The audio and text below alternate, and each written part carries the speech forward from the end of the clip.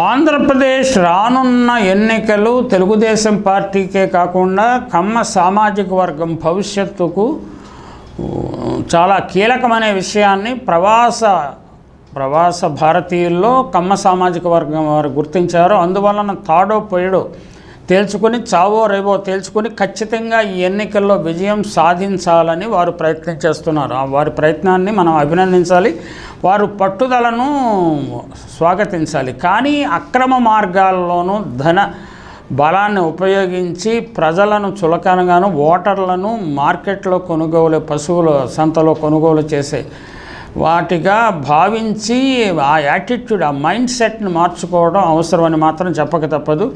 అంటే ఇటీవలి కాలంలో తెలుగుదేశం పార్టీ కార్యాలయంలోనో లేకపోతే మరి ఎన్ఆర్ఐఎస్ఎల్ కార్యాలయం నాకు స్పష్టంగా తెలియదు, అందులో కోమటి జయరాం చేసిన ప్రసంగం తీవ్ర ప్రకంపనలు విమర్శలు సృష్టిస్తున్నది. దానికి ఆయనే కారణం. ఖచ్చితంగా పార్టీ అధిష్టాన వర్గము ఇలాంటి కీలక సమావేశాలు జరిగినప్పుడు పలు జాగ్రత్తలు తీసుకొని మాట్లాడేవారు జాగ్రత్తగా ఉండాలి. అలాగే వీడియోలు తీసి బయట లీక్ కాకుండా చూసుకోవాల్సిన అవసరం ఉన్నది.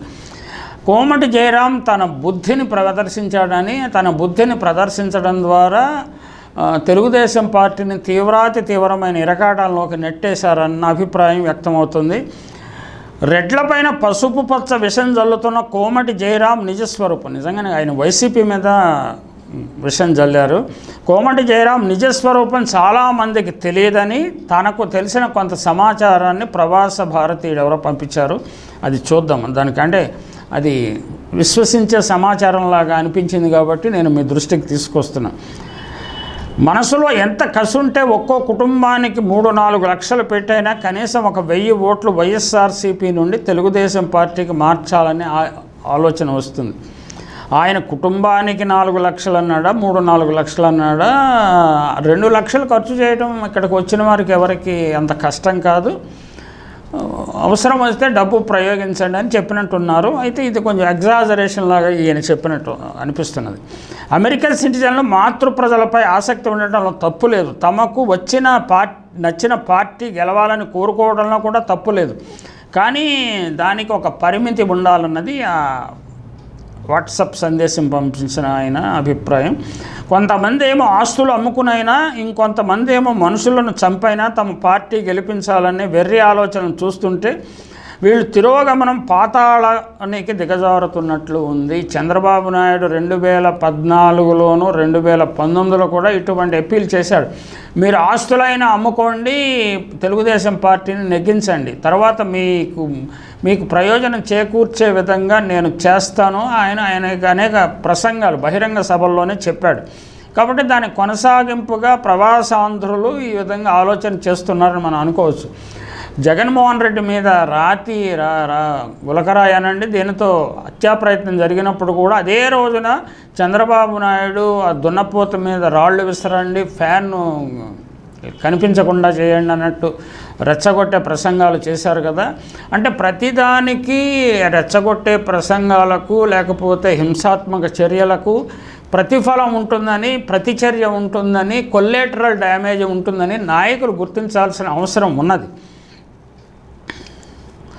కోమటి జయరాం 1980 దశకంలో శీలం రామకృష్ణారెడ్డి గారి సిఫార్సు లక్కిరెడ్డి బాలరెడ్డి గారు వీసా చేసి కాలిఫోర్నియా బర్క్లీలో తన హోటల్లో ప్లేట్లు ఎత్తే పనిలో చేర్చుకున్నారు. అంటే దీని కింద పని చేయటానికి అది అమెరికాలో ఆ పని చేయటం ఏమి సిగ్గుపడే విషయం కాదు.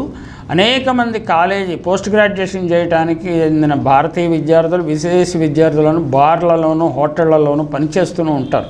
అంటే ఈయన కేవలం పని కోసం వెళ్ళుంటే మాత్రం కొంచెం ఆలోచించాలి. ఈరోజు కులజాడ్యంతో డబ్బు మదంతో మాట్లాడుతున్న మాటలకు ఊతం ఇచ్చింది రెడ్డి గారులే.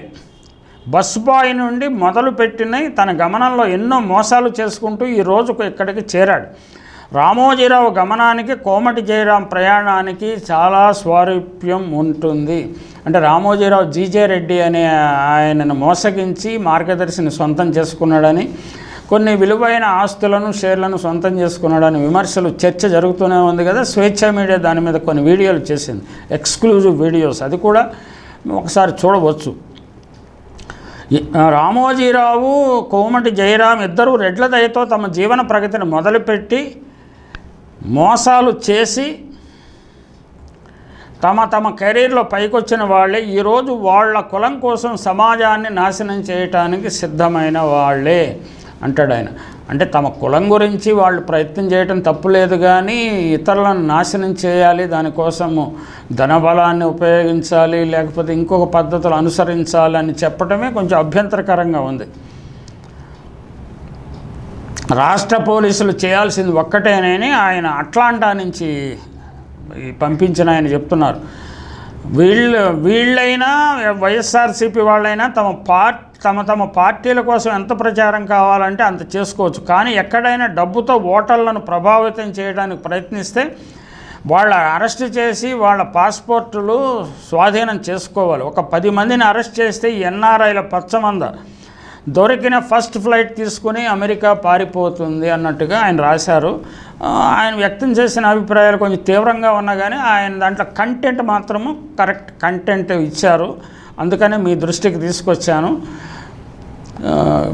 ఈ బాగా విద్యావంతులై బాగా సక్సెస్ఫుల్ తమ జీవిత పదంలో సక్సెస్ అయిన వాళ్ళు ధనబలంతో అన్నిటినీ కొనుగోలు చేయగలము, ప్రజలను కొనుగోలు చేయగలము అని భావిస్తే కొంచెం పొరపాటు.